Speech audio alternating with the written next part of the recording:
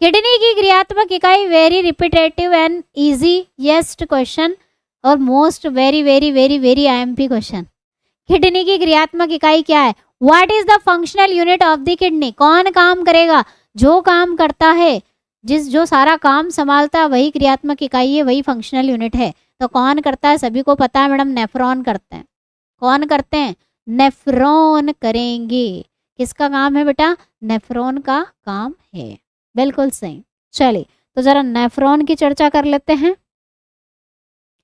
हम नेफ्रॉन की चर्चा अब करने वाले हैं। तो नेफ्रॉन क्या है? नेफ्रॉन मैडम फंक्शनल यूनिट है, क्रियात्मक इकाई है। सारा काम बेचारे यही तो करते हैं। यूरिन बनने का काम, यूरिन बनाने का काम इनका ही है, इसलिए क्रियात्मक इकाई है। यही यूरिन बनाने में भाग लेते हैं। नेफ्रॉन का अध्ययन क्या कहलाता है बेटा? नेफ्रोलॉजी कहलाता है। नेफ्रॉन से नेफ्रोलॉजी, है ना। और एक किडनी में ध्यान रखो, एक किडनी में कितने नेफ्रॉन होते हैं? 10 लाख, 1 मिलियन। एक किडनी में 1 मिलियन यानी कि 10 लाख नेफ्रॉन होते हैं। यहाँ पर एक की बात कर रही हूँ मैं, एक की, दोनों की नहीं, एक की। दोनों का पूछे तो 20 लाख हो जाएंगे, यानी कि 2 मिलियन हो जाएंगे। ठीक है। रक्त को छानने का काम करती है, जिसे हम निस्यंदन कहते हैं, और रक्त का रासायनिक संगठन बनाए रखती है नेफ्रॉन। रासायनिक संगठन का मतलब हमारा पीएच, हमारे आयन, हमारा ब्लड प्रेशर, बहुत कुछ काम करते हैं नेफ्रॉन। आगे देखेंगे कैसे मेंटेन होता है ना। तो फिल्टर करने का काम है मेन काम तो इनका। बाकी हम देखते हैं और क्या क्या करते हैं ये। तो ये नेफ्रॉन, जिसे वृक्काणु हिंदी में याद रख लेना, हिंदी वाले बच्चे, वृक्काणु सुन के कंफ्यूज मत हो जाना, नेफ्रॉन को कहते हैं। चलो अगला प्रश्न का उत्तर करो सभी। How many nephron are present in each kidney? 1 million, 1 billion, 1 trillion, 2 million, 10 million, कितना है? How many nephrons are present in each kidney? जल्दी से बता दो।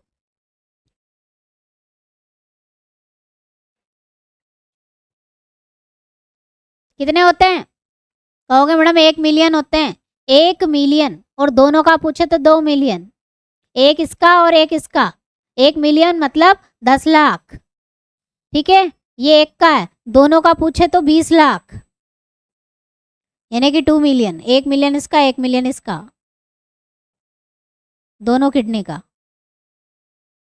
ठीक है। हाँ चलो आगे बढ़ते हैं। नेफ्रॉन कितने भागों में विभाजित है बेटा? In how many parts nephron is divided? अब नेफ्रॉन का स्ट्रक्चर देखने वाले हैं हम। हमारा जो नेफ्रॉन है कितने हिस्सों में बटा हुआ है? कितने हिस्सों में बटा हुआ है नेफ्रॉन? 1 2 3 4। 1 2 3 या 4, कितने हिस्सों में नेफ्रॉन बटा हुआ है? कौन बताएगा? 2 हिस्से होते हैं नेफ्रॉन के। एक तो नली होती है और दूसरा बोमन कैप्सूल होता है। 2 हिस्से होते हैं। चलिए 2 हिस्से देख लेते हैं। ये नेफ्रॉन के हिस्से बता दो।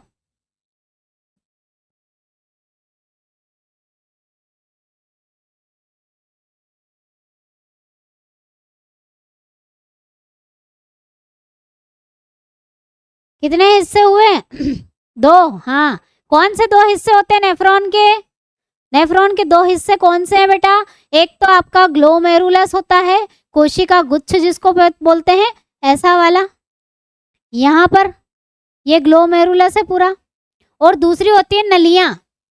दूसरा हिस्सा क्या होता है? ये यहाँ से शुरू होती है नलियां, ये पहला हिस्सा, और ये तुम्हारा दूसरा हिस्सा, जिन्हें हम रीनल ट्यूबल। रीनल शब्द किससे जुड़ा है बेटा? रीनल शब्द आ जाए समझ लो तुम्हारी किडनी और नेफ्रॉन की बात चल रही है। तो ये नलिकाएं और दूसरा आपका वो ग्लोमेरुलस, कोशिका गुच्छ, इन 2 हिस्सों से मिलकर आपका नेफ्रॉन यानी कि वृक्काणु बना है। ठीक है।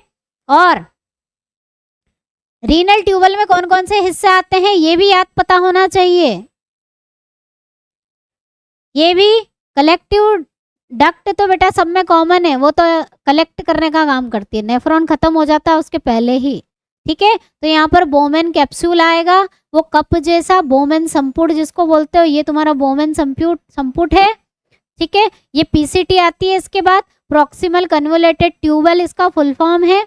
और उसके बाद लूप ऑफ हेनले आता है, उसके बाद आपकी डिस्टल कन्वोलेटेड ट्यूबल आती है, और सबसे लास्ट में नेफ्रॉन खत्म हो गया, सारे नेफ्रॉन। क्योंकि बेटा देखो डायग्राम में बताती हूँ आपको, वो कलेक्टिंग डक्ट होती है जो कलेक्ट करने का काम करेगी, वो नेफ्रॉन का हिस्सा नहीं है। ये देखो बेटा, ये यहाँ एक नेफ्रॉन यहाँ खत्म हो गया है, दूसरा नेफ्रॉन यहाँ खत्म हो जाएगा, तीसरा नेफ्रॉन यहाँ खत्म होगा, चौथा यहाँ होगा। सारे नेफ्रॉन एक नली से कनेक्ट होते हैं जिन्हें हम कलेक्टिंग डक्ट कहते हैं। क्या कहते हैं? संग्रहण नलिका कहते हैं। तो एक संग्रहण नलिका से कई सारे नेफ्रॉन कनेक्ट होते हैं। जैसे कि एक पेड़ की ब्रांच ले लो, उस ब्रांच से और बहुत सारी ब्रांचेस जुड़ी हुई होना, ये होती है आपकी कलेक्टिंग डक्ट।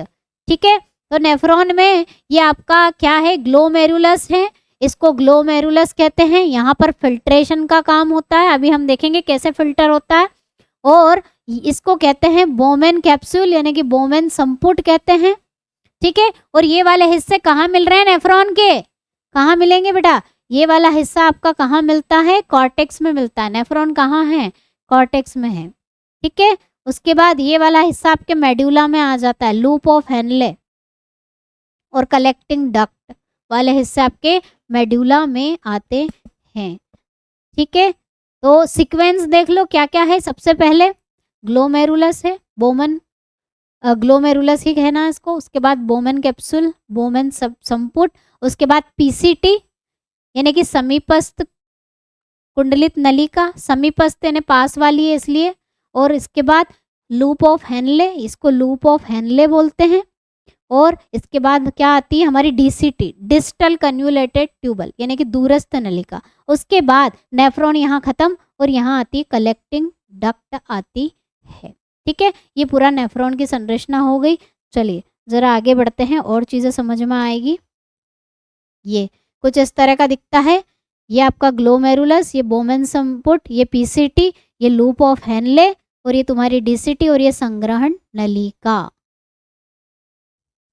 ठीक है, चलिए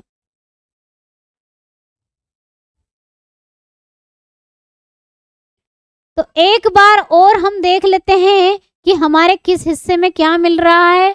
तो कॉर्टेक्स वाले हिस्से में तुम्हारा ग्लोमेरुलस, पीसीटी और डीसीटी मिलता है। ठीक है, ध्यान रखना। और लूप ऑफ हेनले मेड्यूला में आता है बेटा, वहां नहीं बता पाई थी, यहाँ देख लेना है। लूप ऑफ हेनले कहाँ है बेटा? आपका मेड्यूला में है, मेड्यूला में। और कलेक्टिंग डक्ट कहाँ है? आपकी मेड्यूला में है। बाकी नेफ्रॉन का हिस्सा आपका कॉर्टेक्स में आता है। ये बिल्कुल एकदम सही डायग्राम है। तो नेफ्रॉन पूरा का पूरा कॉर्टेक्स में नहीं है। मैंने कहा था नेफ्रॉन कॉर्टेक्स में पाया जाएगा, मेडुला में कलेक्टिंग डक्ट होगी, लेकिन पूरा का पूरा नेफ्रॉन नहीं होता है। नेफ्रॉन का ये वाला जो हिस्सा है, समीपस्थ नलिका, दूरस्थ नलिका और ग्लोमेरुलस, ये तीनों हिस्से कॉर्टेक्स में आते हैं। और ये वाला जो हिस्सा आपका कौन सा? लूप ऑफ हेनले वाला, और संग्रहण नलिका आपकी मेडुला में आती है। ठीक है, चलिए आगे बढ़ते हैं। ग्लोमेरुलस और बोमेन कैप्सूल दोनों को मिला के, दोनों को हम मिला दें तो इनका एक और नाम है जिसे हम कहते हैं क्या? मालपिगियन बॉडी या रीनल कणिकाएं। रीनल कॉर्पस्कल बोलो या मालपिगियन बॉडी बोलो। ठीक है, मालपिगियन ट्यूबल आपने पढ़ी है ना, तो हमारे में भी होती है। किसको बोलते हैं हमारी बॉडी में के अंदर मालपिगियन ट्यूबल? ग्लोमेरुलस और बोमेन कैप्सूल, इन दोनों को कहा जाता है मालपिगियन बॉडी। चलिए प्रश्न का उत्तर करिए। बोमेन संपुट का कार्य क्या है? बोमेन संपुट का कार्य बता दो, ये क्या करता है? फंक्शन ऑफ द बोमेन संपुट, बोमेन कैप्सूल, क्या काम है बेटा इसका?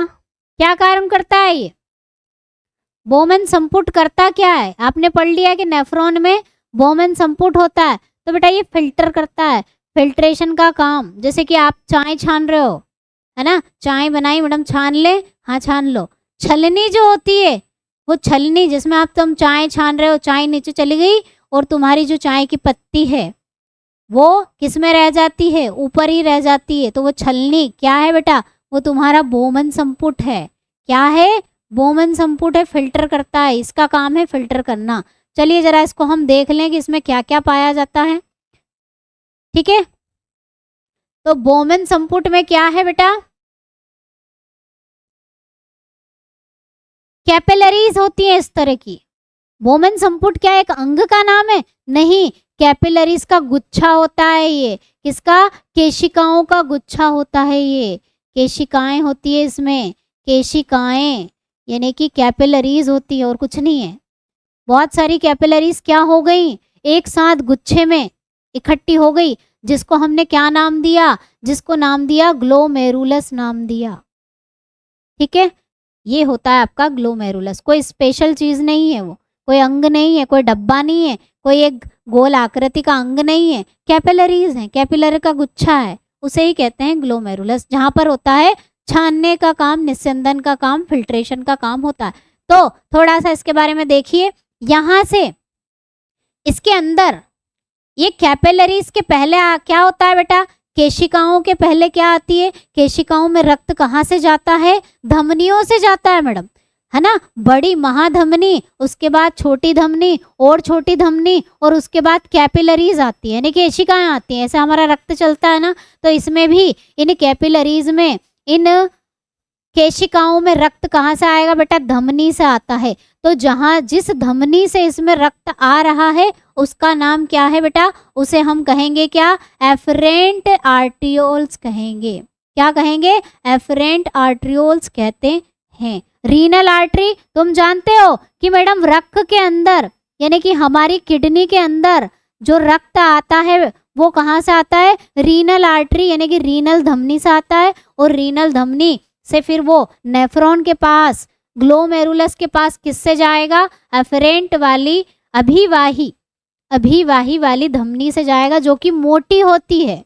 ठीक है, उसके बाद कैपिलरीज से ये जो रक्त है यहाँ पर फिल्टर होगा, और फिल्टर होने के बाद जो बचा हुआ रक्त है, जो मटेरियल है, वो कहाँ से जाएगा, फिर से आपकी ये अफरेंट है, ये एफरेंट है, ये पतली होती है, ये भी क्या है बेटा, धमनी ही है। कहोगे मैडम धमनी से धमनी में ही जा रहा है, तो बेटा यहाँ पर कोई अशुद्ध रक्त थोड़ी ना है, शुद्ध रक्त ही बह रहा है।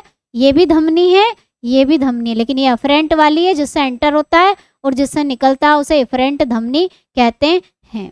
ठीक है, और यहाँ पर कौन से ऊतक मिलेंगे, बता दो जल्दी। अब तो ऊतकों की लिस्ट तुम्हें सारी याद हो गई है कि मैडम यहाँ ये वाले मिलेंगे, यहाँ ये वाले मिलेंगे। तो तुम जानते हो यहाँ फिल्ट्रेशन हो रहा है, तो यहाँ पर हमें चाहिए पतले ऊतक।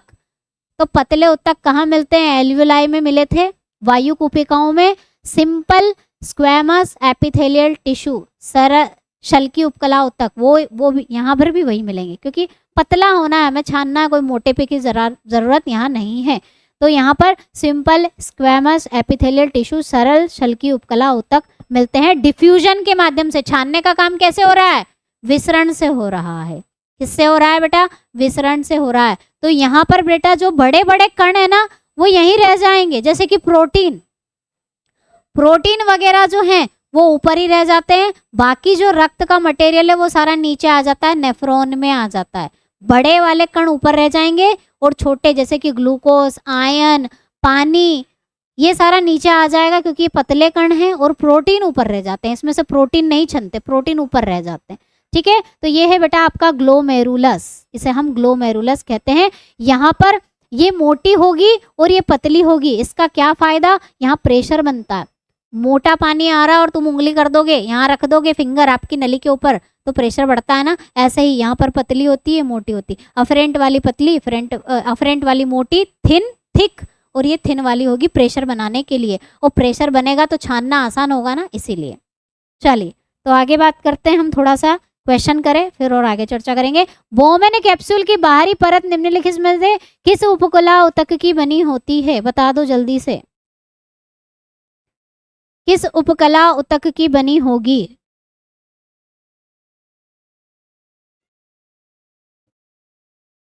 Outer layer of Bowman capsule is made up of which of the following epithelial tissue. कहोगे मैडम स्क्वैमस एपिथेलियल टिश्यू की बनी होती है, क्योंकि इसको करना है छानने का काम, पतली होना जरूरी है। जहां पतला चाहिए वहां स्क्वैमस वाले टिश्यू मिलते हैं, बिल्कुल सही, स्क्वैमस एपिथेलियम टिश्यू, बहुत अच्छे। चलिए आगे बढ़ते हैं। यदि अभिवाही धमनी का व्यास अपवाही धमनी से कम हो तो क्या होगा, अरे ये आने वाली धमनी है, अगर इसको मैं पतली कर दूं और ये जाने वाली को मैं मोटी कर दूं तो क्या फर्क पड़ेगा? क्या फर्क पड़ेगा बेटा बता दो। ये क्या है? अभिवाही धमनी है। अभिवाही that means afferent, afferent artery. और ये आपकी क्या है? अपवाही है, अपवाही है, यानी कि इफरेंट है। अगर ये मोटी कर दूं और ये पतली कर दूं तो क्या फर्क पड़ जाएगा? हमने क्यों मोटी पतली रखी है? क्यों रखी है? ताकि प्रेशर बन जाए मैडम और हमारा रक्त अच्छे से फिल्टर हो जाए, ज़्यादा टाइम तक रुके वहाँ, ज़्यादा प्रेशर पड़े, ताकि सारा मटेरियल है ना। चाय छानने के लिए ऊपर से हाथ लगा देते हो, अरे थोड़ी सी बची यार, थोड़ी दबा दूं तो ज़्यादा चाय निकल जाएगी, तो वही कंसेप्ट यहाँ है, चाय वाला ही। क्या होगा? अल्ट्रा अल्ट्रा फिल्ट्रेशन नहीं होगा, फिल्ट्रेशन तो होगा बेटा, फिल्ट्रेशन तो होगा। क्या होगा? अल्ट्रा फिल्ट्रेशन नहीं होगा, फिल्ट्रेशन में प्रॉब्लम आएगी। ठीक है, तो ऐसी नहीं होती है, ये गलत वाली है, ये वाली सही है। ऐसी मोटी होगी, ऐसी ऐसी, और ये वाली पतली होती है, ताकि प्रेशर बनने से फिल्ट्रेशन हो जाए। क्या हो जाए बेटा? फिल्ट्रेशन हो जाए। पतला मूत्र का यहाँ पर कोई काम नहीं है। पतले मूत्र की तो बात ही छोड़ दो, पानी पानी निकल जाएगा मैडम। अरे पानी क्या, यूरिन भी कम बनेगी, यूरिन भी कम बनेगी अगर फिल्ट्रेशन नहीं होगा तो, सब निकल जाएगा। यहाँ प्रेशर पड़ना चाहिए बेटा, यहाँ प्रेशर पड़ना चाहिए, दाब बढ़ना चाहिए, तब जाके मटेरियल यहाँ से छनता है, नहीं तो ऐसे ही निकल जाता है, ऐसे ही निकल जाएगा। कम आएगा और ज़्यादा निकल जाएगा, कम आएगा ज़्यादा निकल जाएगा। ठीक है, तो क्या होगा? अल्ट्रा फिल्ट्रेशन नहीं होगा, थोड़ा बहुत फिल्ट्रेशन होगा लेकिन ज़्यादा फिल्ट्रेशन नहीं होगा। नेक्स्ट प्रश्न है, ग्लोमेरुलर निस्पंदन के दौरान निम्नलिखित में से कौन सा बोमन कैप्सूल के लूमेन में नहीं जाता? लूमेन मतलब बोमेन कैप्सूल जो है, ये तो तुम्हारा ग्लोमेरुलस हो गया, ये ग्लोमेरुलस हो गया। और ग्लोमेरुलस के बाद आपका जो रक्त है छन के किधर जाता है? इसमें जाता है। इसको क्या कहते हैं? इसको बोमन संपुट कहते हैं, बोमन कैप्सूल कहते हैं, बोमन संपुट, यानी कि बोमन कैप्सूल इसमें जाता है।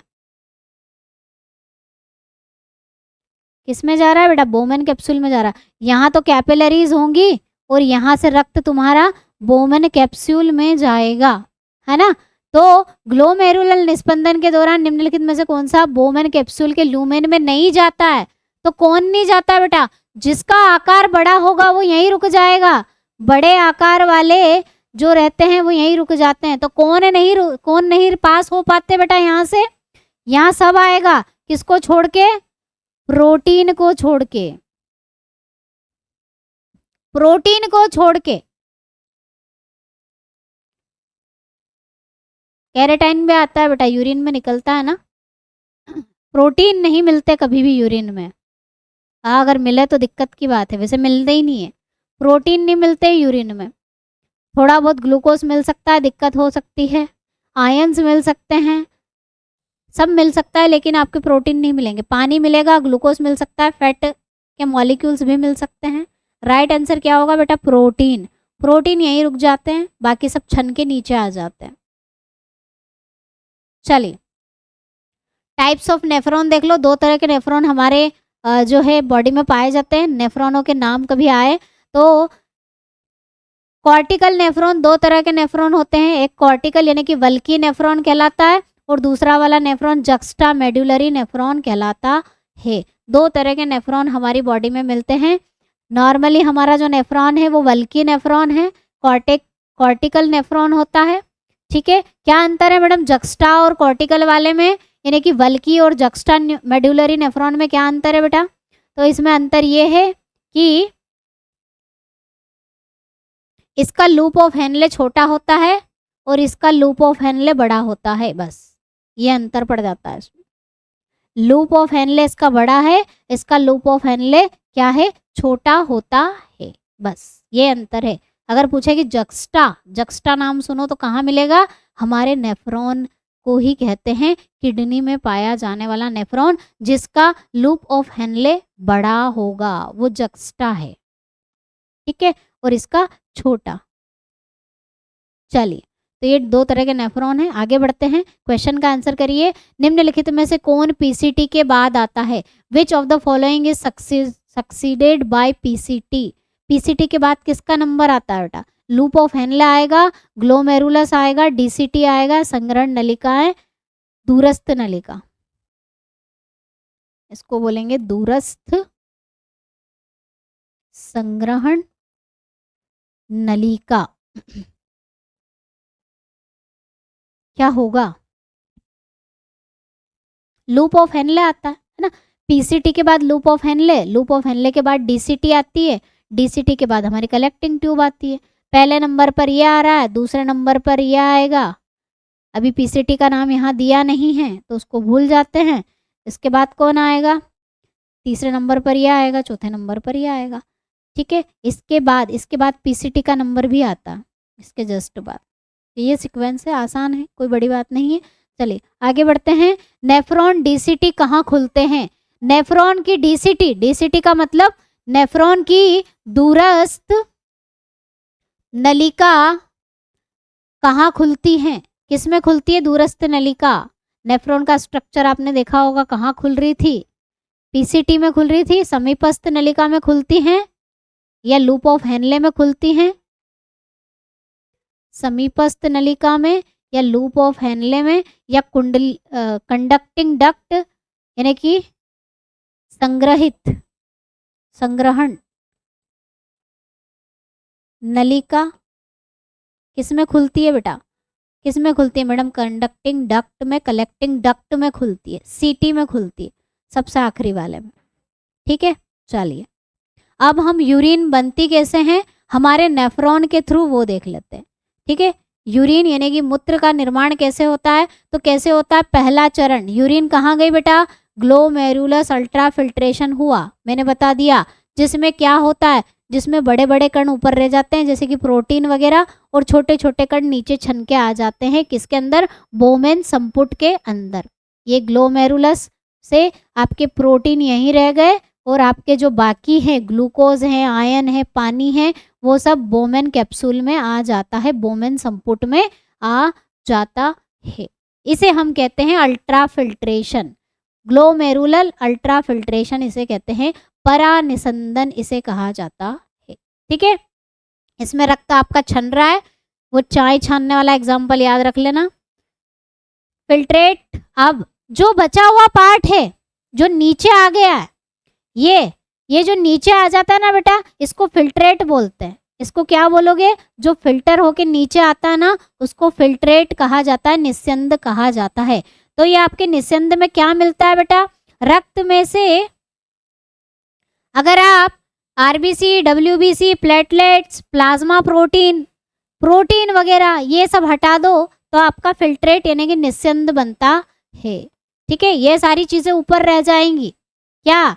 आपके आरबीसी, डब्ल्यूबीसी, प्लेटलेट्स, प्रोटीन्स, ये सारी चीजें ऊपर ही रह जाती है, यहीं की यहीं रह जाती, बड़े आकार की होती है, ये नीचे नहीं जाती कभी भी। आरबीसी तो कभी नीचे नहीं जाती, डिफ्यूजन में भी आरबीसी नीचे कहाँ गई है ना। ऑक्सीजन कार्बन डाइऑक्साइड का विसरण देखा था हमने श्वसन तंत्र में, ऊतकों के पास, वहां भी आरबीसी वहीं की वहीं अटक गई थी कि नहीं अटक गई थी? तो यहाँ भी अटक जाती है, यहाँ भी नहीं जा पाती है। जहाँ कैपिलरी है वहां जाएगी नहीं, कैपिलरी तो कर रही है, छानने का काम कौन कर रहा है? केशिका से हो रहा है, ठीक है। तो ये आपका निस्यंद कहलाएगा, जो नीचे बोमेन संपुट में आएगा, बोमेन कैप्सूल में आएगा। फिर क्या होगा मैडम? बोमेन कैप्सूल में क्या घटना घटेगी? बोमेन संपुट में क्या होगा? ये कप के आकार का होता है, ऐसा होता है ये बोमेन संपुट, ठीक है। ये कप के आकार का होता है, या इसमें क्या इकट्ठा होता है? आपका फिल्ट्रेट। फिल्ट्रेट मतलब क्या? जिसमें डब्ल्यूबीसी, आरबीसी, प्लेटलेट्स और क्या प्रोटीन ना हो, वो आपका फिल्ट्रेट रहता है। तो फिल्ट्रेट में क्या रहता है मैडम? फिर तो फिल्ट्रेट में बेटा तुम्हारा ग्लूकोज रहता है, बचा नीचे छन के ग्लूकोज आ जाता है, छोटा होता है, आयन आ जाते, पानी आ जाता, ठीक है। यूरिया वगैरह ये सब आ जाता, यूरिया वगैरह भी होगा, वो तो एक्सक्रेटरी मटेरियल है। ये सारी चीजें वेस्ट मटेरियल सारा छन के नीचे आ जाता है। नीचे आके कहाँ जाएगा? पीसीटी में जाएगा। नीचे आके कहाँ जाएगा बेटा? आप तुम्हारी पीसीटी चालू हो जाएगी, यहाँ से नलियों का काम शुरू होगा। सब छन के आ गया नीचे, अब नलियां अपना काम शुरू करेगी। ठीक है, तो नलियों का काम कुछ नहीं है। नलियां करती क्या है? ट्यूब्स करती क्या है? रीएब्सॉर्प्शन करती है, पुनः अवशोषण। मतलब जो छन के मटेरियल आ चुका है उसमें से जरूरी चीजों को अवशोषित करने का काम करती है। तो सबसे ज्यादा अवशोषण अगर पूछे कहाँ होता है तो पीसीटी में होता है। ठीक है, पीसीटी में होगा सबसे ज्यादा अवशोषण। एब्जॉर्ब किए जाएंगे आपके मटेरियल जो है फिल्ट्रेट से, क्योंकि ग्लूकोज वगैरह यूरिन में नहीं जाना चाहिए, हमारे काम का है, एनर्जी बनाएगा। बहुत सारे आयंस हमारे लिए ज़रूरी हैं। पानी भी सारा नहीं निकल के जाना चाहिए, वो भी ज़रूरी है। तो इनको फिर से अवशोषित करना पड़ता है, जो आपकी ट्यूब करती है, नलिकाएं करती हैं। ठीक है, चलिए तो कौन क्या करता है सबसे पहले पीसीटी में देख लेते हैं बेटा। 99% अवशोषण अगर आपसे पूछे कि सबसे ज्यादा मात्रा में अवशोषण कहाँ होता है तो आपकी पीसीटी में होता है, यानी कि समीपस्थ कुंडलित नलिका में होता है, जिसे पीसीटी कहते हैं, प्रॉक्सिमल कन्वोलेटेड ट्यूबल कहते हैं। यहाँ पर तुम्हारा ग्लूकोज, अमीनो अम्ल, फैटी एसिड, ये सारी चीजें तुम्हारी यहाँ पर क्या हो जाएंगी? फिर से अवशोषित कर ली जाएगी, एब्जॉर्प्शन कर लिया जाएगा। 100% सारे अवशोषित कर लिए जाते हैं। अगर नहीं होते हैं तो वो बीमारी होती है।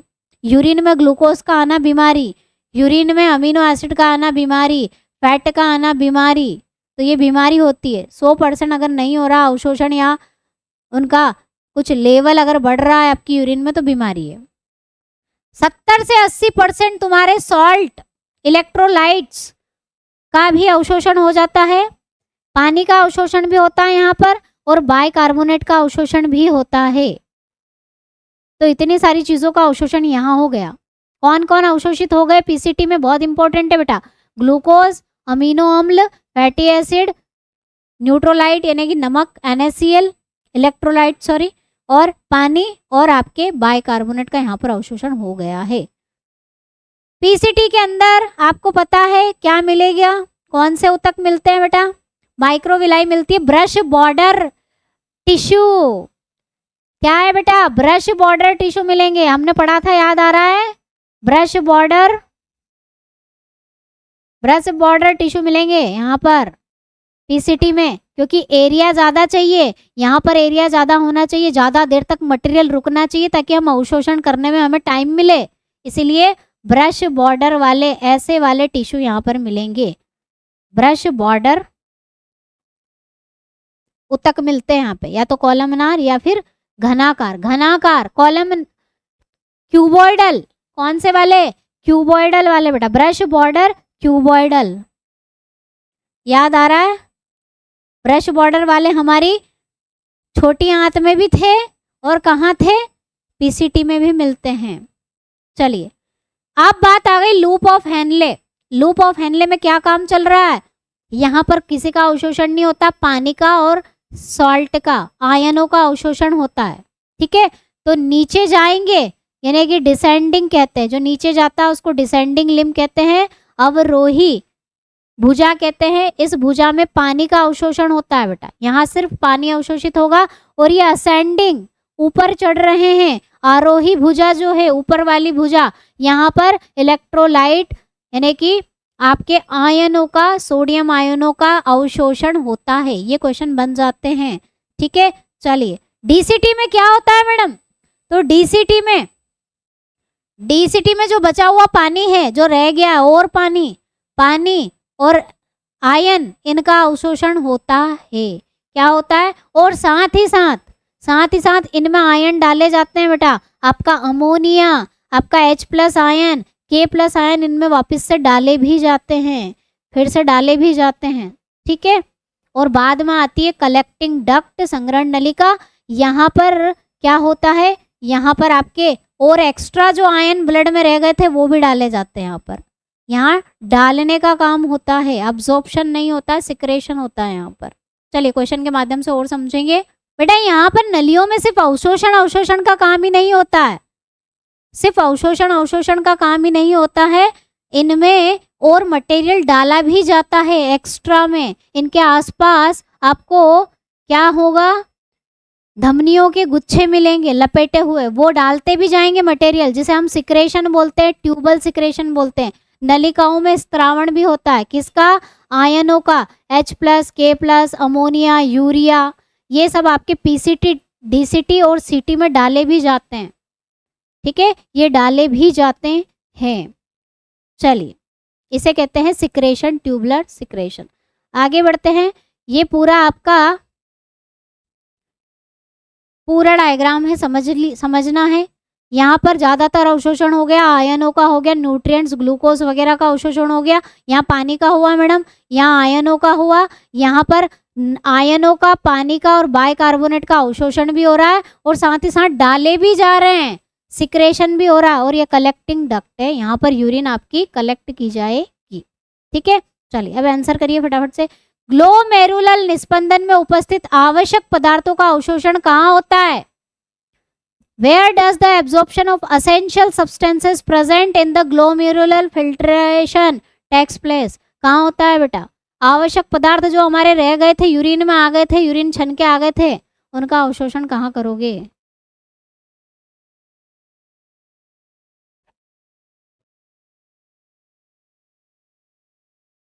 उनका अवशोषण कहाँ किया जाता है बेटा?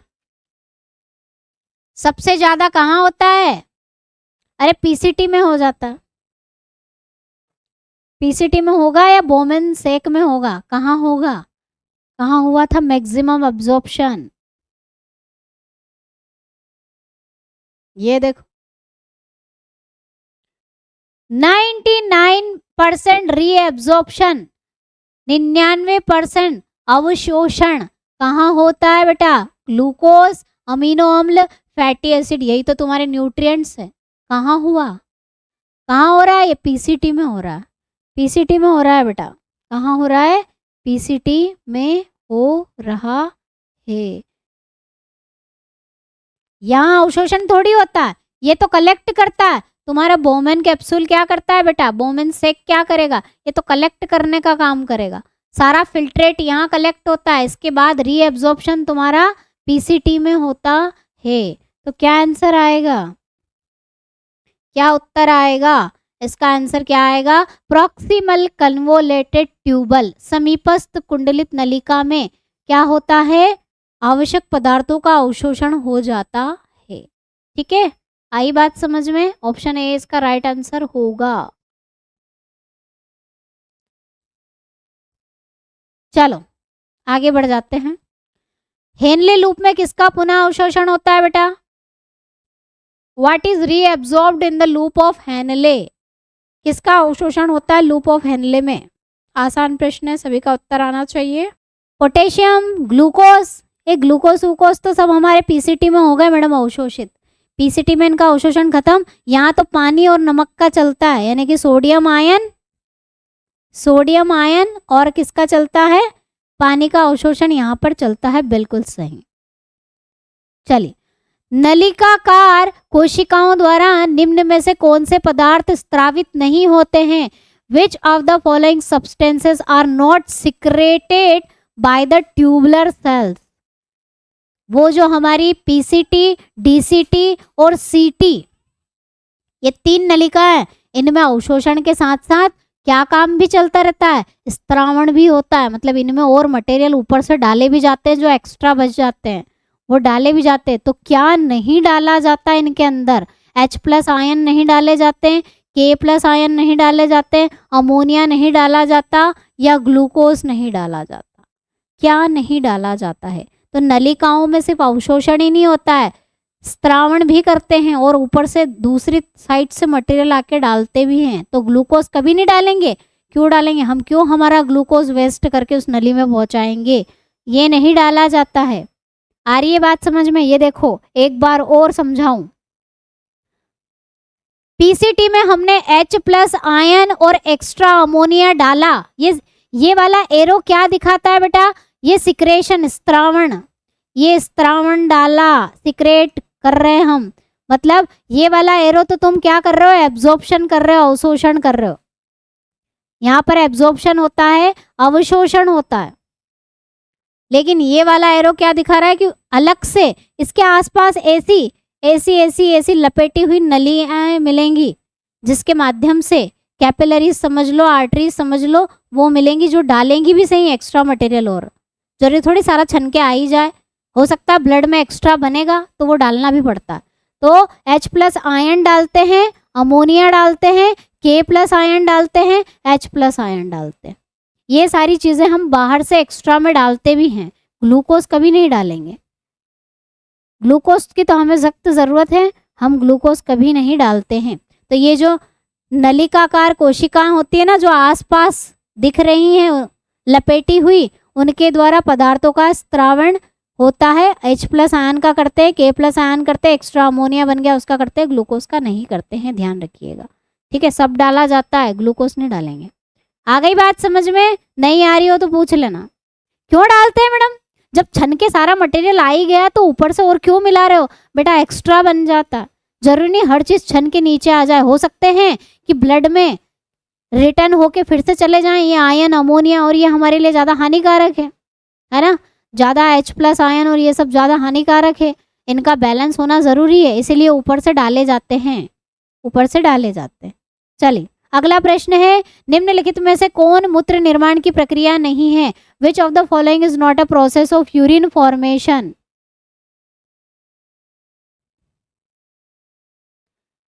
फिल्ट्रेशन हुआ, मूत्र निर्माण की प्रक्रिया कहाँ से शुरू हुई? मैडम ग्लोमेरुलर फिल्ट्रेशन से, अल्ट्रा फिल्ट्रेशन से शुरू हुई, स्टार्ट हुई। उसके बाद मैडम अवशोषण भी हुआ और उसके बाद सिक्रेशन भी तो हुआ, मतलब स्त्रावण किया हमने, एक्स्ट्रा मटेरियल नली में ऊपर से डाले तो सिक्रेशन भी हुआ मैडम। ये आपकी यूरिन बनने की प्रक्रिया है, एक्सक्रीशन यूरिन में नहीं आता, वो तो निकालना है, वो तो मिक्सचुरेशन की प्रक्रिया है, वो तो अलग हो जाता है ना, ये नहीं आएगा। आ रही है बात समझ में क्या कहना चाह रही हूँ मैं? आपने स्टेप पढ़ी सारी यूरिन बनने की, कलेक्टिंग डक्ट तक की प्रोसेस पढ़ी, उसमें ये सारी चीजें होती हैं। एक्सक्रीशन तो क्या है कि जो यूरिन बन गई उसको हम निकालेंगे अब बाहर, वो एक्सक्रीशन है। ठीक है, चलो मूत्र निर्माण का पहला चरण क्या कहलाता है? पहली स्टेप क्या बोलोगे बता? यूरिन बनने की ग्लोमेरुलर निस्पंदन कहोगे, ट्यूबुलर सिक्रेशन कहोगे, या सिक्रेशन कहोगे, या रीएब्जॉर्प्शन कहोगे? पहली प्रक्रिया कौन सी थी मूत्र निर्माण की, यूरिन बनने की? पहली प्रक्रिया का क्या नाम था मैडम? पहले फिल्ट्रेशन हुआ, उसके बाद रीएब्जॉर्प्शन हुआ, फिर सिक्रेशन और रीएब्जॉर्प्शन, सिक्रेशन और रीएब्जॉर्प्शन हमारा चलता रहा आखिरी तक। तो ये पहला चरण होता है यूरिन बनने का, मूत्र बनने का, नेफ्रॉन के अंदर, बिल्कुल सही। चलिए निम्न में से कौन सा पीसीटी खंड में पुनः अवशोषित नहीं होता है? Which of the following is not reabsorbed in the PCT segment? हमने क्या क्या रीएब्जॉर्ब करा था बेटा पीसीटी में? हमने ग्लूकोज करा मैडम, अमीनो एसिड करे थे, NaCl वाले आयंस, इलेक्ट्रोलाइट करे थे, बाइकार्बोनेट भी करे थे। हमने किसका अवशोषण नहीं किया? किसका अवशोषण नहीं होता है पीसीटी में बेटा? तो किसका नहीं किया था? ये तो हमने और ऊपर से डाल दिए थे पीसीटी में आके। पीसीटी में हमने ये तो नीचे से डाले थे, क्या क्या डाला था नीचे से? हमने H+ आयन डाला था मैडम और अमोनिया डाला था, इसका हमने सिक्रेशन करा था, यानी कि स्त्रावण करा था पीसीटी के अंदर, स्त्रावण करा था। तो ये चीज़ें जब हम एक्स्ट्रा में और डाल रहे तो हम एब्जॉर्ब क्यों करेंगे बेटा? तो H+ आयन जो है ये आपके रीएब्जॉर्ब नहीं होंगे पीसीटी में। ठीक है, रीएब्जॉर्ब मतलब पुनः अवशोषित, चूस लेना, पानी निकाल लेना, ग्लूकोज निकाल लेना, बाइकार्बोनेट निकाल लेना, क्योंकि बाइकार्बोनेट हमारा पीएच मेंटेन करने में मदद करते हैं और इनकी ज़रूरत पड़ती है बहुत जगह। कहाँ ज़रूरत पड़ी बाइकार्बोनेट की? ब्लड ऑक्सीजन और कार्बन डाइऑक्साइड को रिटर्न करने के लिए, निकालने के लिए फेफड़ों में बाइकार्बोनेट तो चाहिए। सारे बाइकार्बोनेट यूरिन में निकाल दोगे तो कार्बन डाइऑक्साइड लेके फेफड़ों तक कौन जाएगी? कितनी कार्बन डाइऑक्साइड बाइकार्बोनेट के माध्यम से निकलती है बता दो, कौन बताएगा? किसको याद है? ये H+ ion is the right answer, इसका रीएब्जॉर्प्शन नहीं होता। चलो पीसीटी के संबंध में निम्नलिखित में से कौन सा सही नहीं है? Which of the following is not correct regarding PCT, यानी कि समपस्त कुंडलित नलिका के बारे में कौन सा सही नहीं है? ये पीएच को नहीं बनाती क्या? पीएच को बैलेंस करने का काम नहीं है? थोड़ा सा अच्छा क्वेश्चन है। यह शरीर के आयनिक संतुलन को बनाए रखती है। जी हाँ, H+ आयन हम नीचे से डाल रहे हैं मैडम, और बाइकार्बोनेट वगैरह हम इधर से निकाल रहे हैं। तो हाँ, आयनों को संतुलित तो कर रही है। जी हाँ, कर रही है। बाइकार्बोनेट आयनों का अवशोषण हाँ हो रहा है मैडम। पोटेशियम आयनों का सिक्रेशन होता है, इसमें पोटेशियम आयन भी डाल दो, अमोनिया भी डाल दो, सब डाल दो इसमें एक्स्ट्रा वाले बिना काम के, ये भी होता है। यहाँ इसके बारे में गलत बताना है तो ये गलत है।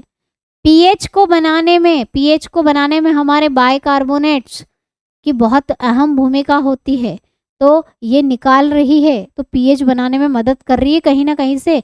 मैंने कहा था पीएच 2 जगह मेंटेन होता है, 2 जगह पीएच मेंटेन होता है।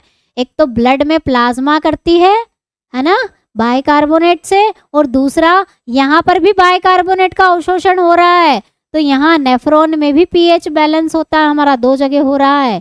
ठीक है, तो पीएच बनाती है, ये गलत है, नहीं बनाती, ऐसा नहीं, बिल्कुल।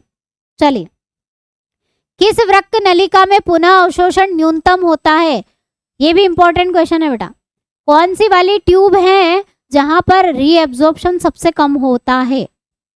सबसे कम अवशोषण कहाँ होता है बेटा? लूप ऑफ हेनले के असेंडिंग लिम्ब में, या प्रॉक्सिमल कन्वोल्यूटेड ट्यूब यानी कि समीपस्थ नलिका में? इसमें तो सबसे ज्यादा होता है मैडम, ये तो हो ही नहीं सकता।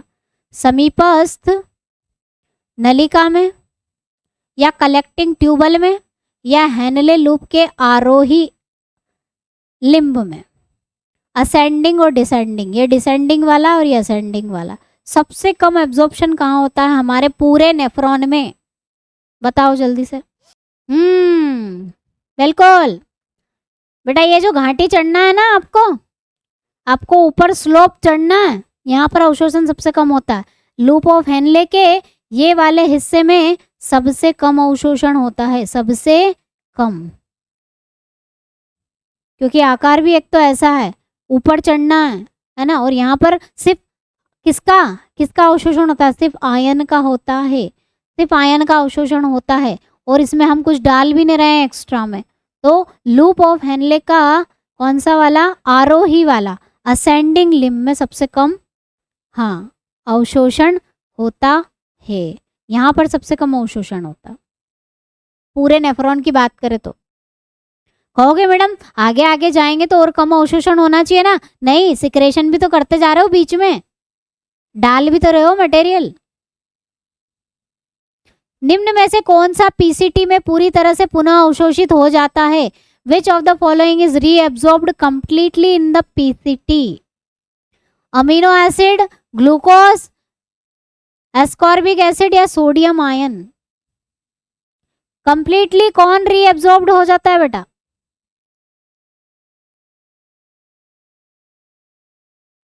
ग्लूकोज है ना, कौन हो जाता है? ग्लूकोज हो जाता है, बिल्कुल। चलिए,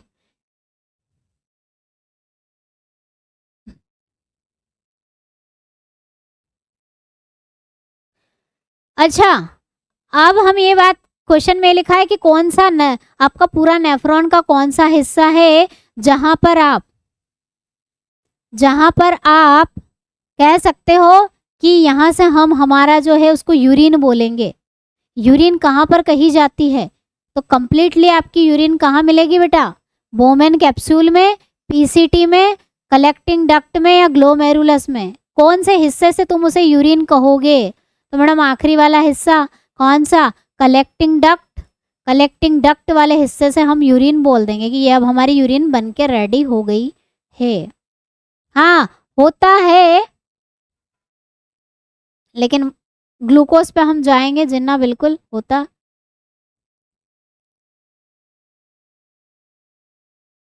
चलिए आगे, वेरी इंपॉर्टेंट। अब हार्मोन्सों का काम भी चलता है बेटा यहाँ पर। ये नलिकाएं हैं, ये सिक्रेशन और एब्जॉर्प्शन ही नहीं करती है, अवशोषण और स्त्रावण का काम ही नहीं करती है, हार्मोन्स भी इनके ऊपर काम करते हैं। क्या? कौन कौन से? तो मूत्र की सांद्रता का नियमन किस हार्मोन्स के उपस्थिति पर निर्भर करता है? कौन सा हार्मोन है जो आपके यूरिन का कॉन्सेंट्रेशन बनाएगा? कौन सा हार्मोन है जो आपकी यूरिन का सांद्रण नियंत्रित करता है?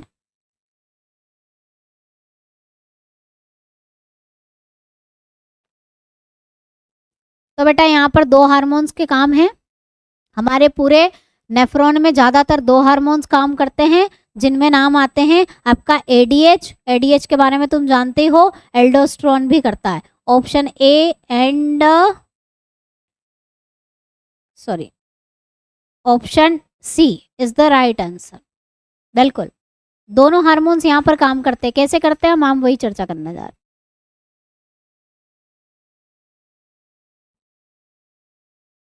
ये क्वेश्चन अभी थोड़ी देर से करेंगे, पहले हम जरा हमारे हार्मोन्सों की चर्चा कर लेते हैं।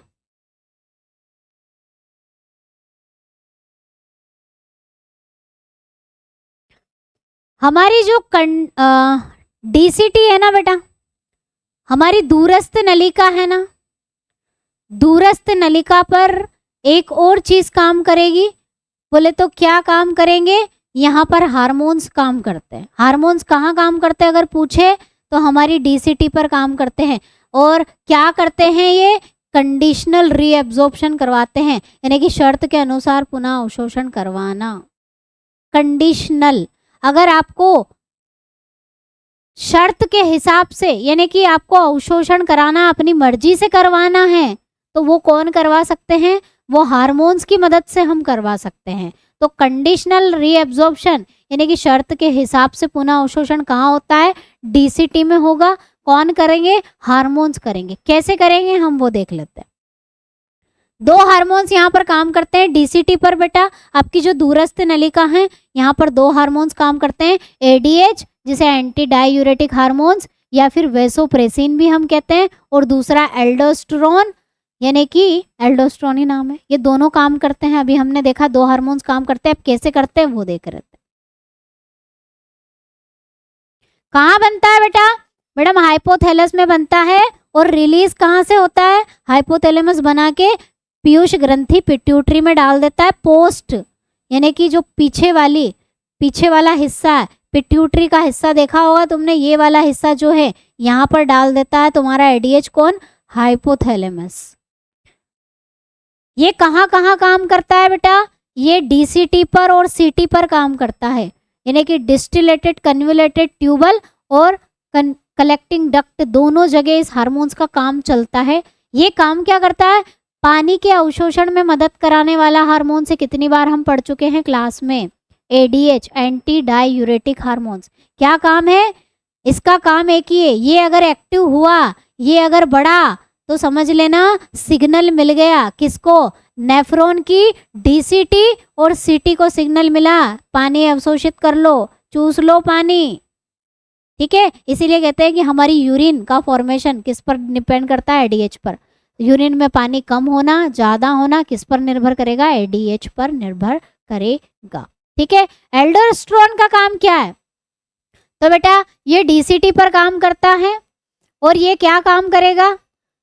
पानी भी अवशोषित कराता है और साथ में तुम्हारे NaCl सोडियम इलेक्ट्रोलाइट आयनों को भी अवशोषित कराता है। ये सिर्फ पानी पर काम करेगा, ये पानी और आयन दोनों पर काम करने वाला हार्मोन से। तो अगर हार्मोन्स कम ज़्यादा अप एंड डाउन करके हम हमारे हिसाब से अवशोषण भी करा सकते हैं नेफ्रॉन के द्वारा, जिसे कंडीशनल रीअब्सॉर्प्शन कहते हैं। आ गई बात समझ में? तो चलिए एडीएच के बारे में बात करें। पानी का ज़्यादा अवशोषण करता है ये। अगर इसकी मात्रा बढ़ गई, इसकी मात्रा अगर बढ़ गई तो क्या होगा? एडीएच बढ़ गया तो ज़्यादा पानी अवशोषित हो जाएगा, यूरिन में पानी की कमी हो जाएगी। मतलब यूरिन क्या होगी? सांद्रित होगी, कॉन्सेंट्रेटेड होगी बेटा। क्या होगी? यूरिन सांद्रित होगी, सांद्र मूत्र होगा, यानी कॉन्सेंट्रेटेड यूरिन आएगी। जब इसकी मात्रा बढ़ेगी और इसकी मात्रा अगर कम हो गई तो पानी का अवशोषण कम होगा, यूरिन में पानी ज़्यादा होगा, जिसे डाइल्यूटेड यूरिन हम कहते हैं। तनु वाली पतली वाली यूरिन आएगी, जिसे आप क्या कहते हो? डायबिटीज इंसिपिडस कहते हो। डायबिटीज इंसिपिडस का मतलब क्या? एडीएच हार्मोन्स कम हो गया और पानी हमारी यूरिन में ज़्यादा हो गया, इससे हमें जल्दी जल्दी यूरिन करने जाना पड़ेगा। ज़्यादा यूरिन आना ही आपकी डायबिटीज इंसिपिडस होती है। 24 घंटे यानी कि एक दिन में हमारी 1 से 1.5 लीटर यूरिन बनती है बेटा। 1 से 1.5 लीटर नॉर्मल यूरिन हमारी बनती है, ठीक है। और यूरिनरी ब्लैडर की कैपेसिटी भी देख लो, 700 से 500 ml, मेल में 700 ml और फीमेल में 500 ml की कैपेसिटी होती है यूरिन भरने की, ठीक है। चलिए जरा प्रश्न का उत्तर करिए फटाफट से। निम्नलिखित में से किस खंड में सोडियम आयनों का सशर्त पुनः अवशोषण होता है? कंडीशनल, हाँ, ऑस्मो रेगुलेशन, बिल्कुल बेटा, बिल्कुल ये वाली टर्म ऑस्मो रेगुलेशन इसी को ही कहते हैं। निम्नलिखित में से किस खंड में सोडियम आयनों का सशर्त कंडीशनल रीएब्जॉर्प्शन ऑफ सोडियम होता है बेटा? कहाँ होता है सोडियम आयन, हम कहाँ अवशोषित कर रहे हैं? कहोगे मैडम डीसीटी में। कहाँ होता है बेटा? डीसीटी में। डीसीटी में हो रहा है ना, ये देखो। सोडियम आयनों का एल्डोस्टेरोन के द्वारा कंडीशनल यानी कि जबरदस्ती वाला अवशोषण, सशर्त वाला अवशोषण कहाँ कर रहे हैं? डीसीटी में कर रहे हैं, डीसीटी में कर रहे हैं। चलिए, निम्न में से किसे नमक बनाए रखने वाला हार्मोन्स कहेंगे? Which of the following is known as salt retaining hormones? नमक बनाए रखने वाला, इसका मतलब कौन? जो नमक का अवशोषण करे, जो NaCl का कंडीशनल रीअब्जॉर्प्शन करे, अवशोषण करे। कौन सा हार्मोन्स काम करता है बेटा ज्यादा? कहोगे मैडम एल्डोस्टेरोन करता है, एल्डोस्टेरोन हार्मोन करता है, बिल्कुल सही, ठीक है। एल्डोस्टेरोन ये नमक मेंटेन हमारा यही करता है, बैलेंस।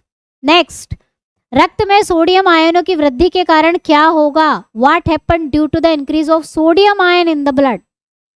बेटा सोडियम आयन अगर रक्त में बढ़ गए तो क्या होना चाहिए? क्या होना चाहिए?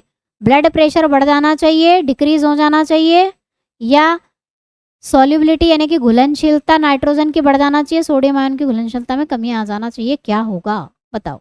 बेटा आयन बढ़ गए तो ब्लड प्रेशर बढ़ता है, क्या बढ़ेगा? ब्लड प्रेशर बढ़ता है अगर आयन बढ़ गए, सोडियम आयन बढ़ गए तो। इसलिए बोलते हैं कि नमक कम खाना चाहिए, है ना। और ज़्यादा नमक खाओगे इतना अवशोषण हो नहीं पाएगा, रीअब्जॉर्प्शन हो नहीं पाएगा, ब्लड प्रेशर बढ़ेगा, इसलिए नमक कम खाते हैं। रक्तचाप में वृद्धि होती है, बिल्कुल सही। चलिए, मूत्र में सोडियम आयनों की वृद्धि होने पर क्या होगा? सेम क्वेश्चन 2 बार रिपीट हो गया, 2 टाइम। नहीं, ये रक्त वाला, ये यूरिन वाला, सॉरी, ये अलग है। What happened when there is an increase in sodium ion in the urine? अगर यूरिन में सोडियम आयन ज्यादा आ रहा है तो इसका मतलब क्या है?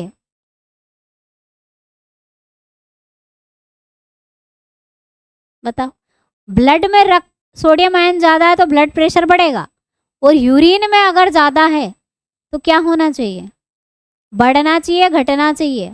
सोडियम आयन ज्यादा निकल गए बाहर, बने थे तो सही, तो क्या होना चाहिए? डिक्रीज इन या इंक्रीज इन?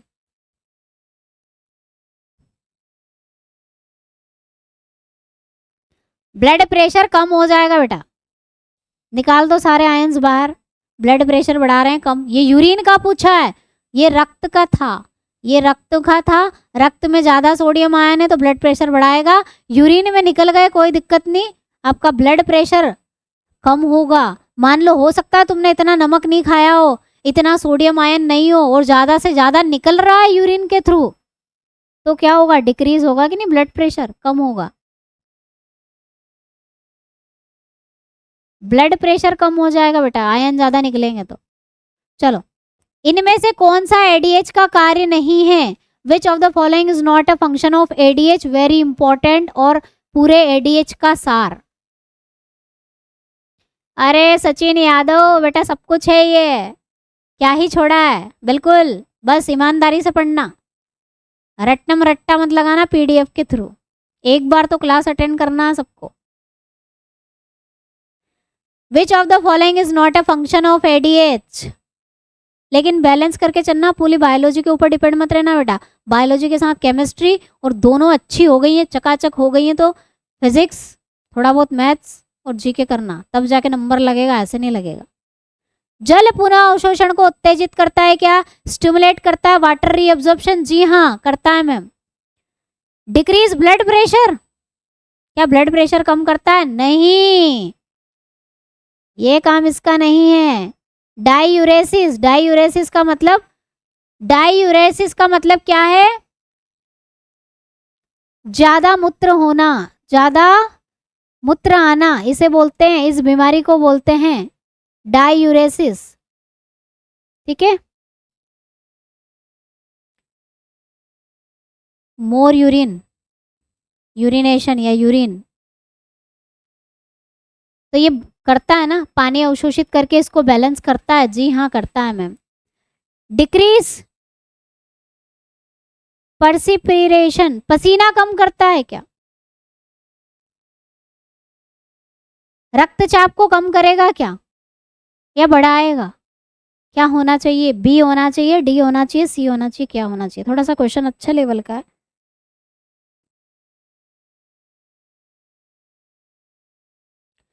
ये तो बिल्कुल नहीं होगा, इनके बारे में तो हमें नहीं पता, लेकिन मैडम ये नहीं होगा।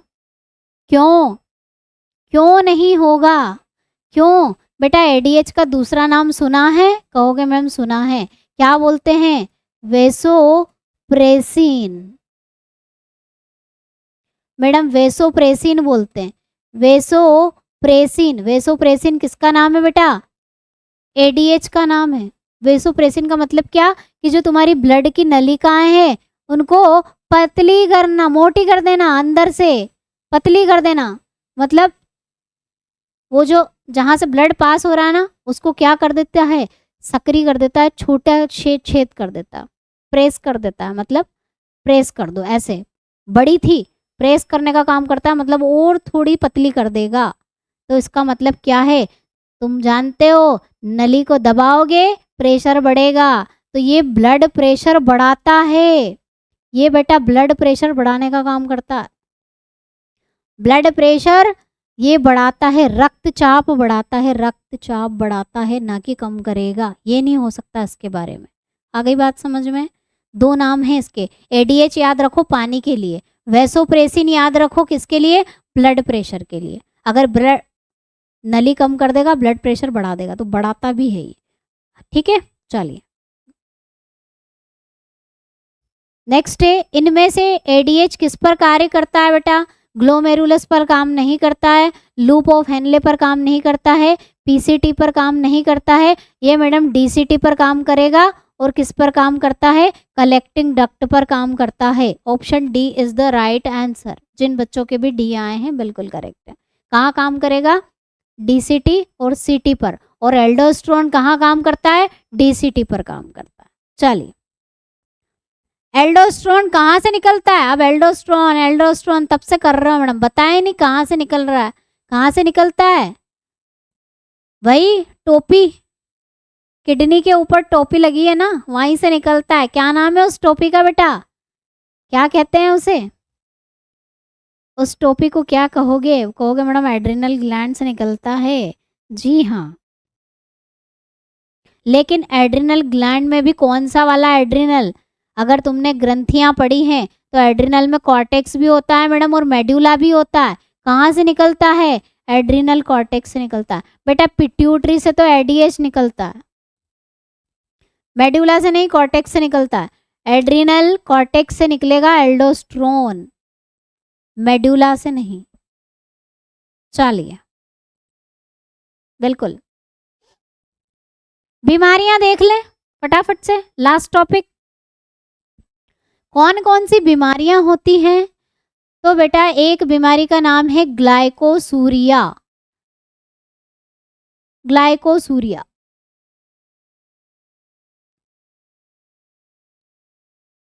ग्लाइकोसूरिया का मतलब क्या है? आपकी यूरिन में अगर ग्लूकोज आ रहा है, मान लो 100% ग्लूकोज का अवशोषण नहीं हुआ और ग्लूकोज यूरिन में आ रहा है, तो बीमारी है। कौन सी बीमारी है? ग्लाइकोसूरिया इसको कहेंगे। अगर आपकी यूरिन में कीटोन आ रहा है तो उसे कीटोनूरिया कहेंगे। अगर आपकी यूरिन में आने नहीं चाहिए, बिल्कुल नहीं, चाहते ही नहीं है, लेकिन बाय चांस प्रोटीन आ रहे हैं तो प्रोटीनूरिया कहेंगे। और एक और बीमारी है जिसका नाम है एल्ब्यूमीरिया। एल्ब्यूमीरिया मतलब एल्ब्यूमिन प्रोटीन अगर यूरिन में देखने को मिल रहा है तो उसको एल्ब्यूमीरिया। तो रिया रिया रिया शब्द लगा दो, एल्ब्यूमिन प्रोटीन मिल रहा है तो एल्ब्यूरिया, और प्रोटीन मिल रहा है तो प्रोटीनूरिया, कीटोन मिल रहा है तो कीटोनूरिया, और ग्लूकोज मिल रहा है तो ग्लूकोसूरिया कहते हैं। ठीक है। और डायबिटीज मेलिटस तो तुम जानते ही हो क्या होता है, ज़्यादा यूरिन आना, एडीएच का मान कम हुआ तो ज़्यादा यूरिन आएगी मैडम, और वो आपकी डायबिटीज मेलिटस कहलाती है। ठीक है। चलिए, रीनल स्टोन या रीनल कैलकुलस, हाँ बिल्कुल सही। गुर्दे की पथरी आम बीमारी आजकल सबको हो जाती है, हर किसी तीसरे इंसान को कीटोन ये हो जाता है, स्टोन की बीमारी, पथरी की बीमारी। तो कैल्शियम ऑक्जिलेट रिस्पॉन्सिबल है इसके लिए, और फॉस्फेट और यूरिक एसिड के कारण आपको देखने को मिलती है, ये आपके पेल्विस में जमा हो जाता है या नलियों में जमा हो जाता है। ठीक है। कहाँ पर मिलती है, पेल्विस, पेल्विस वाला हिस्सा जानते हैं जहाँ से हमारी यूरिन कलेक्ट हुई थी, ये वाला हिस्सा, ये पेल्विस वाला रीजन, यहाँ जमा हो जाना, ये बीमारी। और यूरेमिया, ये भी बीमारी है, uremia, accumulation of urea in blood. बेटा यूरिया अगर निकल नहीं पाता है और हमारे ब्लड में ज़्यादा यूरिया इकट्ठा होने लग जाता है तो उसे यूरेमिया कहा जाता है। क्या कहते हैं, यूरेमिया कहते हैं। यूरेमिया का रक्त में जमा होना, यूरिया का रक्त में जमा होना यूरेमिया कहलाएगा। यूरेमिया इकट्ठा होने लगता है आपके ब्लड में, एक्सक्रीट नहीं हो पाता है, नॉर्मली निकल नहीं पाता है बाहर क्योंकि यूरिया निकालना है, अगर नहीं हो रहा है तो यूरेमिया हो जाएगा। और किडनी फेलियर, किडनी फेलियर भी होने लग गया आजकल बीमारी, किडनी डैमेज हो जाए या अच्छे से काम नहीं करे तो किडनी फेलियर। और यही वही स्टोन, रीनल कैलकुली और स्टोन की बीमारी, कैल्शियम ऑक्जिलेट जमा हो जाता है जिसे स्टोन पथरी कहते हैं। नेफ्राइटिस, जीवाणुओं के द्वारा इन्फेक्शन हो जाना, बैक्टीरियल इन्फेक्शन हो जाना जिससे ज्यादातर यूरिन आती है, स्मॉल अमाउंट ऑफ पेन, उसे नेफ्राइटिस बोलते हैं बेटा। कहाँ पर इन्फेक्शन हो जाना, नेफ्रॉन में इन्फेक्शन हो जाना। डायूरेसिस, डायूरेसिस तुम्हारी वही मेलिटस वाली प्रॉब्लम जिसमें ज्यादा यूरिन आती है, a condition in which kidney filter too much body fluid that increase your urine production. ठीक है। पानी वाले को, पानी की मात्रा ज़्यादा होने से यूरिन आने को हम मेलिटस कह देते हैं, और अगर आपका यूरिन प्रोडक्शन ज़्यादा हो रहा है ओरल तो वो डायूरिया। तो हम समझ सकते हैं कि डायूरेसिस बोल दो या आपकी मेलिटस बोल दो, दोनों एक ही बात है। चलिए प्रश्न का उत्तर करिए, प्रश्न का आंसर आना चाहिए। एक औसत वयस्क मनुष्य द्वारा प्रतिदिन उत्पादित मूत्र की अनुमानित मात्रा कितनी होती है? What is the approximate volume of urine produce by an average adult human per day? कितना प्रोडक्शन करता है बेटा बता दो फटाफट से, 2-4 क्वेश्चन कर लेते हैं।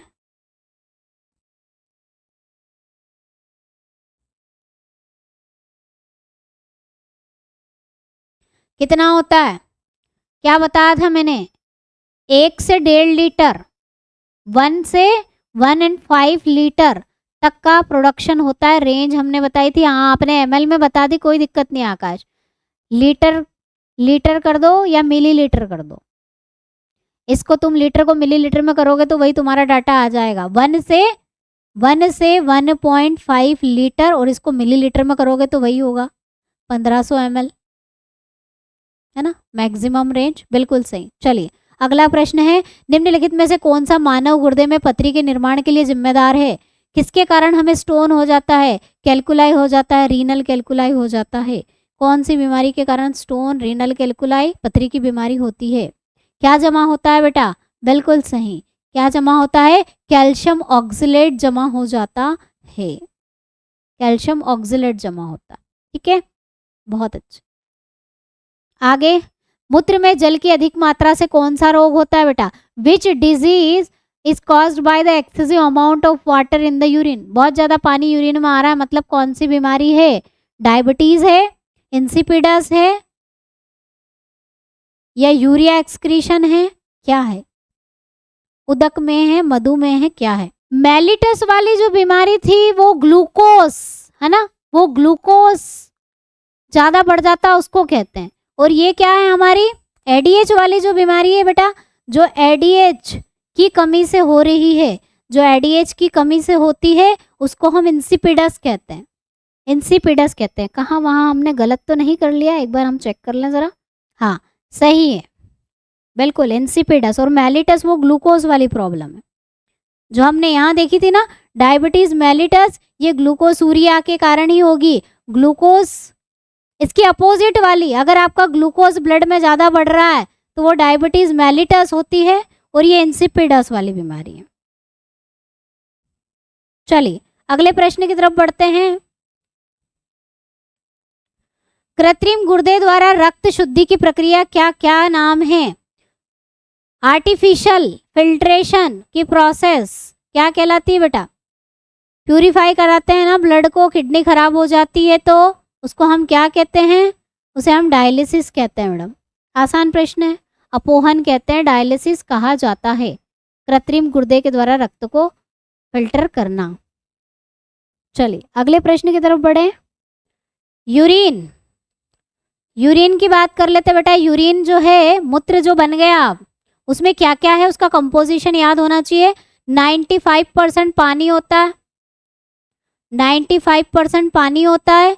2 से 3% यूरिया मिलेगा, 2.5% यूरिया मिलेगा, 0.03% यूरिक अम्ल मिलेगा, 0.25% अमोनिया मिलेगा, 2% के लवण मिलेंगे। सबसे ज़्यादा पानी होता है, उसके बाद यूरिया होता है, उसके बाद लवण होते हैं, सॉल्ट होते हैं, और ये यूरिक एसिड और अमोनिया भी निकलता है हमारी यूरिन में कम कम क्वांटिटी में। यह हम एक्सक्रीट करते हैं, निकालते हैं। हमारे यूरिन का पीला कलर किसके कारण होता है बेटा? यूरोक्रोम के कारण होता है। मूत्र का पीला रंग किसके कारण होता है? यूरोक्रोम के कारण। वेरी इंपॉर्टेंट, ये भी इंपॉर्टेंट, सारे पॉइंट इंपॉर्टेंट। यूरिन का पीएच कितना होता है बेटा? 6 होता है, 6। ब्लड और यूरिन का तो याद करना, ब्लड का 7.35 से 7.45 था, यूरिन का 6। ठीक है, एंटी डायरेटिक हार्मोन्स की हम चर्चा कर चुके हैं जो हमारे यूरिन को कंट्रोल करेगा। चलिए अब आंसर बताइए। मूत्र के सामान्य घटक बता दो। कौन कौन से घटक कितने % होते हैं, जरा बताओ। कितना % पानी होगा, कितना % यूरिया होगा, कितना % अन्य पदार्थ होंगे बेटा? वो अलग अलग, हाँ उसका बता दूंगी मैं। इसका आंसर करो। 95% पानी, option D is the right answer. चलिए आगे बढ़ते हैं। इनमें से कौन सा अंग उत्सर्जन तंत्र से संबंधित नहीं है? Which of the following organ is not related to the excretory system? किस किसने भाग नहीं लिया पूरा? तुम उत्सर्जन तंत्र पढ़ चुके हो, किसने भाग नहीं लिया? पल्मोनरी वेन का हिस्सा आया था, नाम आया था बीच में, वो लीवर वाली जगह पे, हाँ मैम आया था। रीनल आर्टरी तो आती है मैडम। हिपैटिक वेन भी आई थी मैडम रास्ते में, लीवर की जगह पे यूरिया निकाला था, हमारी किडनी के पास गया था। कोरोनरी आर्टरीज नहीं आती, कैरोनरी या कोरोनरी आर्टरीज नहीं आती। ये किसकी है बेटा? ये किसको ऑक्सीजनेटेड ब्लड सप्लाई करती है? किसको सप्लाई करती है बेटा? आपके दिल, हार्ट, आपके हृदय को ये ऑक्सीजन युक्त रक्त सप्लाई करती है,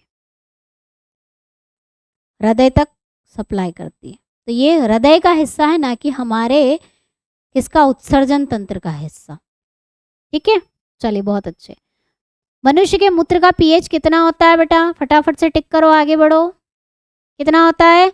सामान्य 6 होता है ना, अभी हमने देखा मैडम 6 होता है।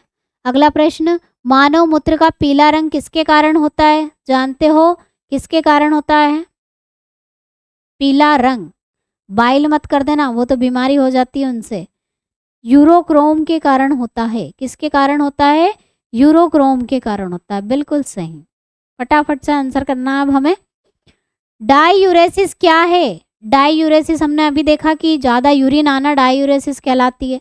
मूत्र की मात्रा बढ़ जाना, मूत्र की मात्रा घट जाना, ग्लूकोज का उत्सर्जन बढ़ जाना, या उपरोक्त में से कोई नहीं। डाईयूरेसिस क्या कहलाएगी? किसको डाईयूरेसिस कहोगे? डाईयूरेसिस और हमारी जो इंसिपिडस है लगभग मिलती जुलती बीमारी है।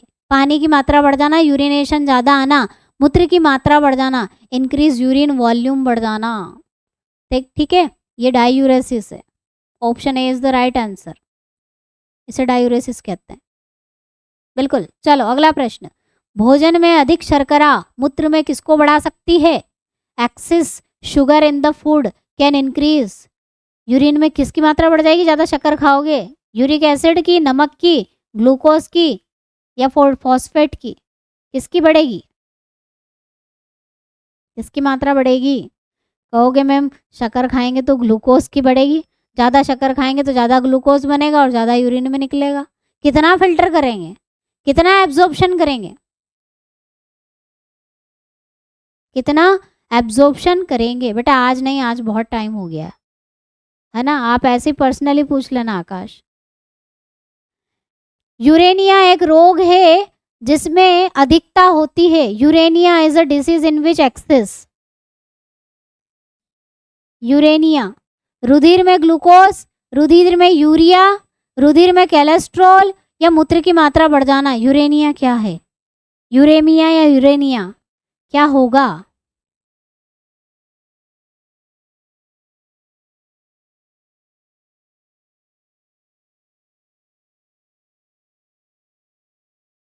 यूरेमिया, यूरेनिया, यूरेमिया या यूरेमिया भी लिखा था हमने, शायद यूरेमिया लिखा था ना। हाँ, क्या है? किसकी मात्रा बढ़ जाना? यूरेमिया, यूरिया बढ़ जाना। यूरिया, लेकिन कहाँ पर बढ़ जाना बेटा? यूरिया तो बढ़ जाना, लेकिन कहाँ? ब्लड में अगर यूरिया आपका ज़्यादा है तो उसे हम यूरेमिया या यूरेनिया कहते हैं। ठीक है, ब्लड में ज़्यादा, क्योंकि वो ज़्यादा यूरिया बनेगा, ज़्यादा फिल्टर नहीं हो पाएगा, तो रक्त में ज़्यादा मात्रा हो जाएगी, यूरेमिया कहेंगे उसे, बिल्कुल सही। नेक्स्ट, मूत्र निर्माण न होने की स्थिति को क्या कहोगे? What is the condition of no urine formation? अगर यूरिन ही नहीं बन रही है, बहुत कम यूरिन आ रही है, तो उस दिक्कत को क्या कहते हैं? उस प्रॉब्लम को क्या कहेंगे? पॉलीयूरिया, ओलिगूरिया, डाईयूरिया, एनयूरिया। बेटा एनयूरिया कहेंगे उसे, एनयूरिया कहेंगे, देख लेना। क्या कहेंगे? एनयूरिया कहेंगे, बहुत कम यूरिन आना, एनयूरिया। ओके,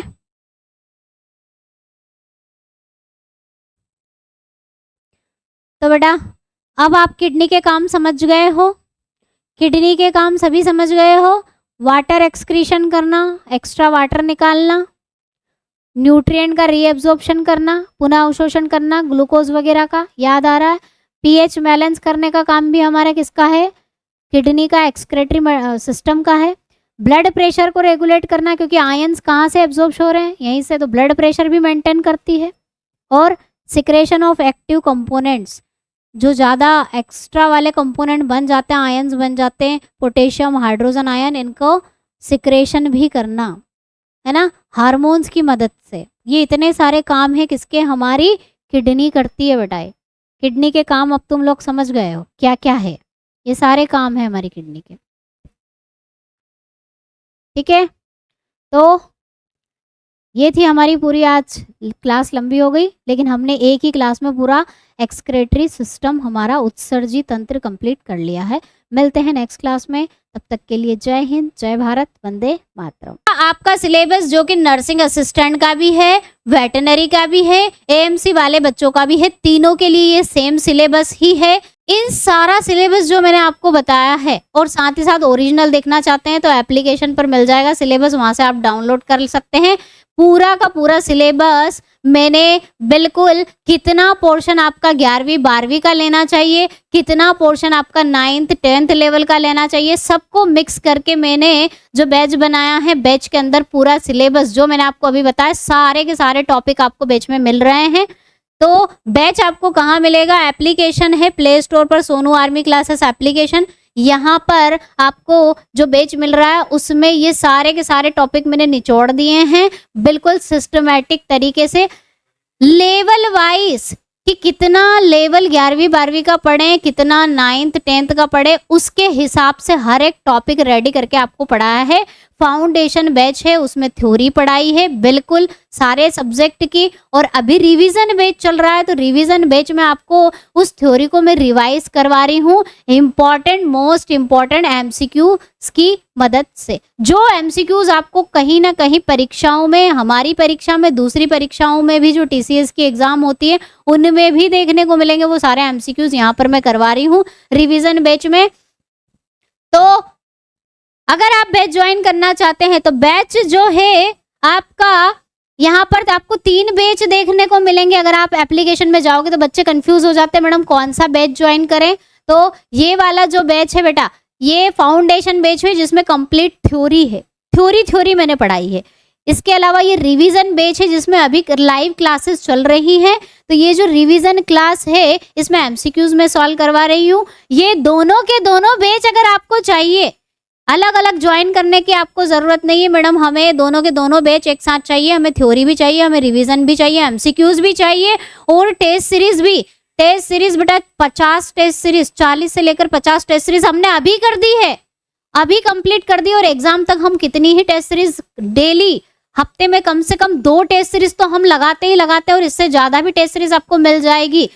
तो इन टेस्ट सीरीज को अगर और अच्छे लेवल की टेस्ट सीरीज हैं जो आप सॉल्व करना चाहते हो वो भी इन बैच के साथ आपको मिल रही है, और प्रीवियस ईयर के पेपर भी सारा डाटा आपको एक साथ इन्हीं बैच में मिल रहा है। तो क्या मैडम हम ये बैच ज्वाइन करें या ये करें? नहीं, आपको सिर्फ एक ही बैच ज्वाइन करना। आपके लिए एक नया बैच क्रिएट कर दिया गया है कॉम्बो के नाम से। आप कॉम्बो बैच ज्वाइन करोगे तो इस बैच में आपको फाउंडेशन बैच भी मिलेगा और रिवीजन बैच भी मिलेगा, ठीक है। तो ये दोनों जो बैच है आपको एक साथ कॉम्बो में मिल जाएंगे बिना किसी प्रॉब्लम के।